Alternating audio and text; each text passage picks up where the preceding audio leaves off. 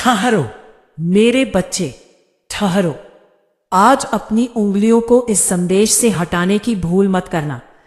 अगर आज ये आवाज तुम्हारे कानों तक पहुंची है तो ये कोई संयोग नहीं है, ये ब्रह्मांड का वो इशारा है जिसका इंतजार तुम वर्षों से कर रहे थे। मैंने तुम्हें अपनी सौगंध दी है। जानते हो क्यों? क्योंकि मैं जानता हूं कि तुम्हारा मन कितना चंचल है।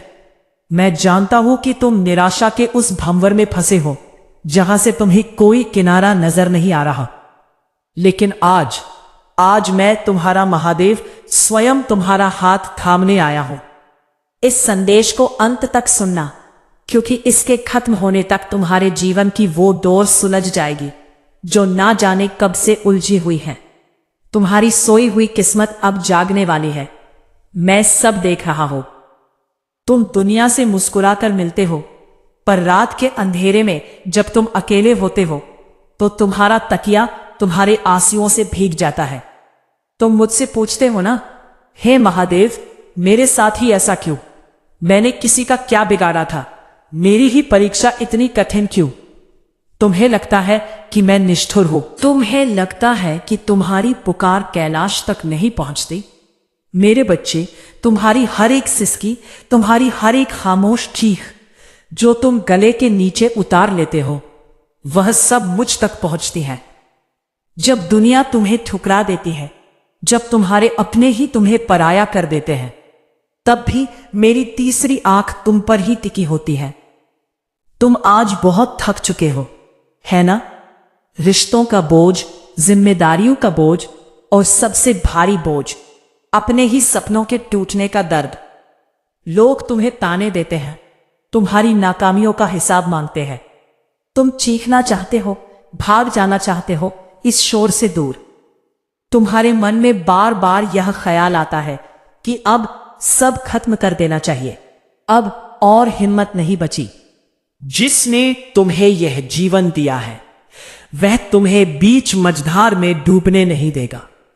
तुम जिसे अंत समझ रहे हो वह वास्तव में एक नए अध्याय का आरंभ है। तुम्हें मेरी सौगंध है, अभी जाना मत, क्योंकि अब जो मैं बताने जा रहा हूं वह तुम्हारे जीवन का सबसे बड़ा सत्य है। तुम घबरा रहे हो क्योंकि तुम्हारे जीवन में उथल पुथल मची है, लेकिन याद करो, मंथन के बिना तो अमृत भी नहीं निकला था। जब समुद्र मंथन हुआ था तो अमृत से पहले हलाहल विष निकला था। आज तुम्हारा जीवन उसी विष से गुजर रहा है।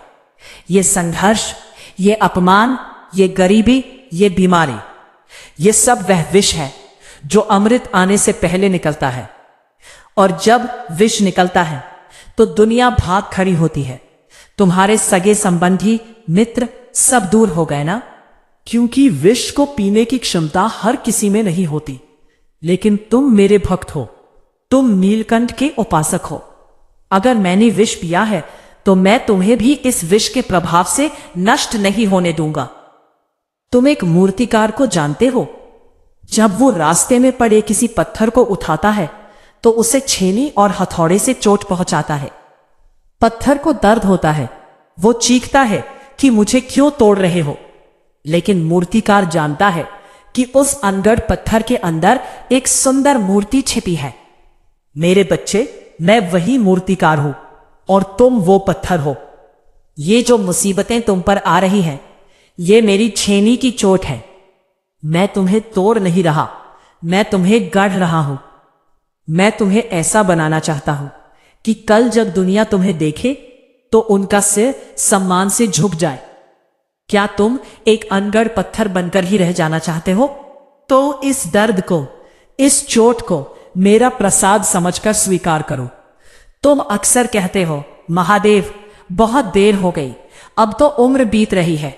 लेकिन याद रखो, मैं महाकाल हूं, समय मेरे अधीन है, मैं समय के अधीन नहीं। तुम्हारे लिए जो देरी है वो मेरे लिए सही वक्त है।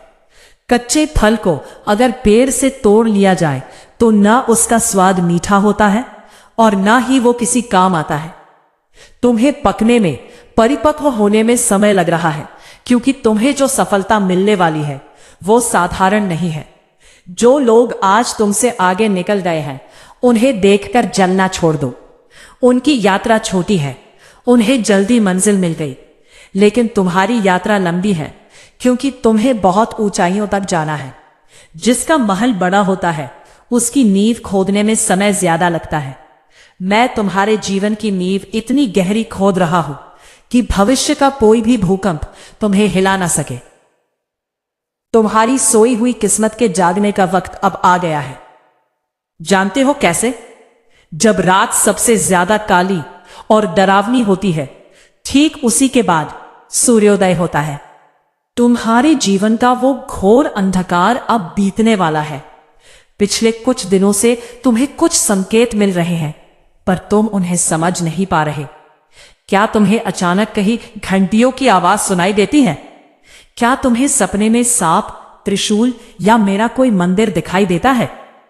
क्या तुम्हारा मन बिना किसी कारण के कभी कभी बहुत शांत हो जाता है, जैसे कोई अदृश्य शक्ति तुम्हें गले लगा रही हो?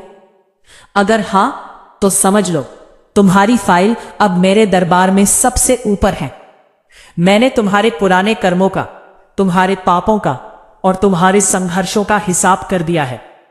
अब बारी है फल की। संगीत, ओम का निरंतर शांत गुंजन, वॉइस ओवर। लेकिन किस्मत अपने आप नहीं जागती।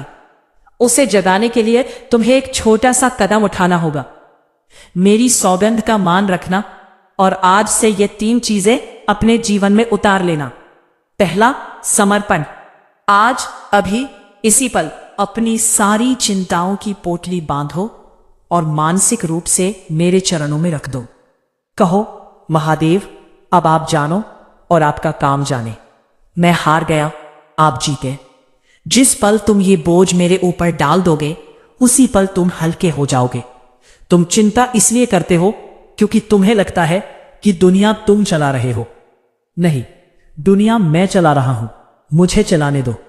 दूसरा, क्षमा, फॉरगिवनेस। जिन लोगों ने तुम्हारा दिल दुखाया है, जिन्होंने तुम्हें धोखा दिया है, उन्हें माफ कर दो। इसलिए नहीं कि वे माफी के लायक हैं, बल्कि इसलिए क्योंकि तुम्हें शांति चाहिए। अपने दिल से नफरत का जहर निकाल फेंको, तभी तो वहां मेरी कृपा के लिए जगह बनेगी। तीसरा, विश्वास, अनशेकेबल फेथ। मुझसे सौदा करना बंद करो। महादेव, ये काम कर दो तो मैं प्रसाद चढ़ाऊंगा। ये व्यापार है, भक्ति नहीं। विश्वास वो है जब सब कुछ छिन जाए, तब भी तुम मुस्कुराकर कहो, मेरा महादेव मेरे साथ है। वो जो भी करेगा मेरे भले के लिए करेगा। क्या तुम इतना तर सकते हो? अगर तुम ये कर पाए तो मैं वचन देता हूं, आने वाले कुछ ही दिनों में तुम्हें एक ऐसा समाचार मिलेगा जो तुम्हारे पैरों तले जमीन ला देगा। खुशी से रुका हुआ धन वापस आएगा। जो रिश्ता टूट गया था वह या तो जुड़ जाएगा या उससे भी बेहतर कोई तुम्हारे जीवन में आएगा। तुम्हारी बीमारी, तुम्हारी कोर्ट कचहरी, तुम्हारी नौकरी की समस्या सब धुआं बनकर उड़ जाएंगी।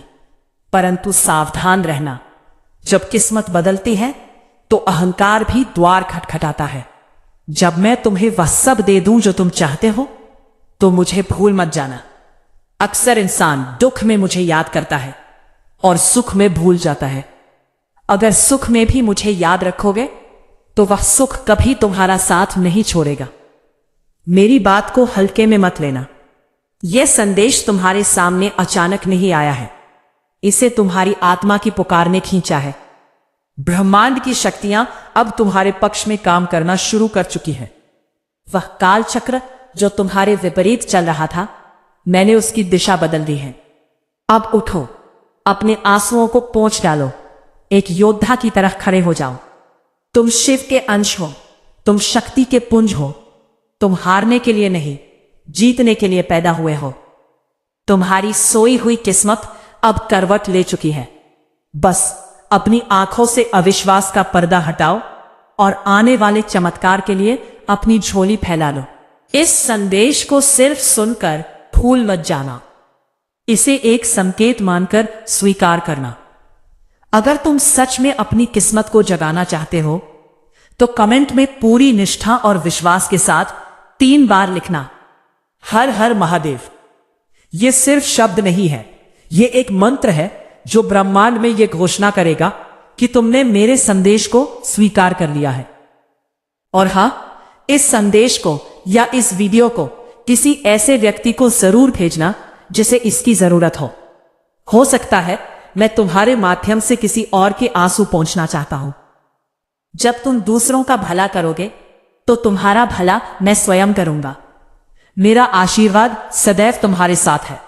मेरे बच्चे, डरो मत, मैं हूं ना। सब ठीक होगा, बहुत जल्द सब ठीक होगा। ओम नमः शिवाय। हर हर महादेव।